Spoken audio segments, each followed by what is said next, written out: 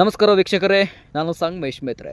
Operation Sindoor ಸಂದರ್ಭದಲ್ಲಿ ಜಮ್ಮು ಮತ್ತು ಕಾಶ್ಮೀರದ ಪುಂಚ್ ಜಿಲ್ಲೆಯ ನಿಯಂತ್ರಣ ರೇಖೆಯ ಉದ್ದಕ್ಕೂ ನಡೆದ ಪಾಕಿಸ್ತಾನಿ ಶೆಲ್ ದಾಳಿಯಲ್ಲಿ ಪೋಷಕರನ್ನು ಕಳೆದುಕೊಂಡು 22 ಮಕ್ಕಳನ್ನು ಕಾಂಗ್ರೆಸ್ ನಾಯಕ ಹಾಗೂ ಸಂಸದ ರಾಹುಲ್ ಗಾಂಧಿ ದತ್ತು ತೆಗೆದುಕೊಳ್ಳಲು ನಿರ್ಧರಿಸಿದ್ದಾರೆ.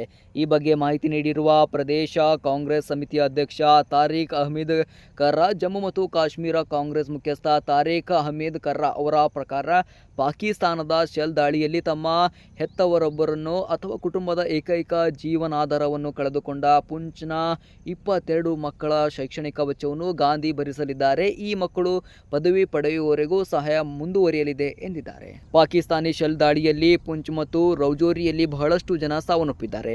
ಸಾಕಷ್ಟು ಆಸ್ತಿಪಾಸ್ತಿಗಳಿಗೆ ಹಾನಿ ಸಂಭವಿಸಿದೆ. ವಿನಾಶಕಾರಿ ಶೆಲ್ ದಾಳಿಯ ನಂತರ ರಾಹುಲ್ ಗಾಂಧಿ ಪುಂಚ್ಗೆ ಭೇಟಿ ನೀಡಿ ದುಃಖಿತ ಕುಟುಂಬಗಳನ್ನು ಭೇಟಿ ಮಾಡಿದರು.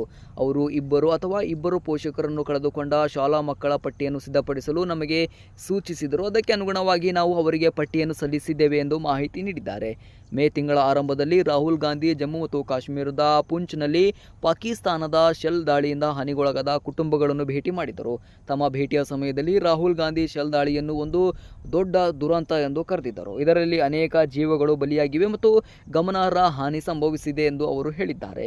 ಉಗ್ರರಿಂದ ಹಾನಿಗೊಳಗಾದ ಸ್ಥಳಗಳ ಜನರ ಕಳವಳಗಳನ್ನು ಅರ್ಥ ಮಾಡಿಕೊಳ್ಳಲು ನಾನು ಅವರೊಂದಿಗೆ ಮಾತನಾಡಿದ್ದೇನೆ ಮತ್ತು ಅವರು ರಾಷ್ಟ್ರೀಯ ಮಟ್ಟದಲ್ಲಿ ಈ ವಿಷಯವನ್ನು ಪ್ರಸ್ತಾಪಿಸಲು ಕೇಳಿಕೊಂಡಿದ್ದಾರೆ ಎಂದು ರಾಹುಲ್ ಗಾಂಧಿ ಅವರು ಹೇಳಿದ್ದಾರೆ.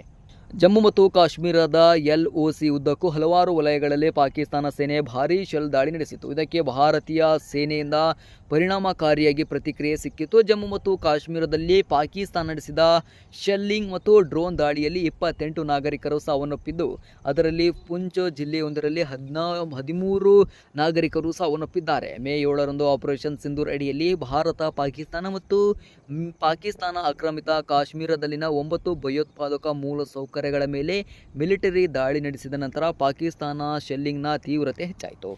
ಪಹಲ್ಗಾಮ್ ಭಯೋತ್ಪಾದಕ ದಾಳಿಗೆ ಪ್ರತೀಕಾರವಾಗಿ ಭಾರತೀಯ ಸಶಸ್ತ್ರ ಪಡೆಗಳು ಮೇ 7ರಂದು ಪಾಕಿಸ್ತಾನ ಮತ್ತು ಪಾಕಿಸ್ತಾನ ಆಕ್ರಮಿತ ಕಾಶ್ಮೀರದಲ್ಲಿನ 9 ಭಯೋತ್ಪಾದಕ ಗುರಿಗಳ ಮೇಲೆ ಕ್ಷಿಪಣಿ ದಾಳಿ ನಡೆಸಿದವು. ಇದರಲ್ಲಿ ಜೈಷ್ ಎ ಮೊಹಮ್ಮದ್ ಭದ್ರಕೋಟೆಯಾದ ಬಹುಮುಲ್ಪುರ್ ಮತ್ತು ಲಷ್ಕರ್ ಎ ತಯ್ಯಬಾ ಬೇಸ್ ಮುರ್ಕಿಂಡೆ ಸೇರಿವೆ. ಜಮ್ಮು ಮತ್ತು ಕಾಶ್ಮೀರದ ಪಹಲ್ಗಾಮ್ನಲ್ಲಿ 26 ನಾಗರಿಕರ ಹತ್ಯಾಕಾಂಡದ 2 ವಾರಗಳ ನಂತರ ಆಪರೇಷನ್ ಸಿಂಧೂರ್ ಅಡಿಯಲ್ಲಿ ಮಿಲಿಟರಿ ದಾಳಿಗಳನ್ನು ನಡೆಸಲಾಯಿತು.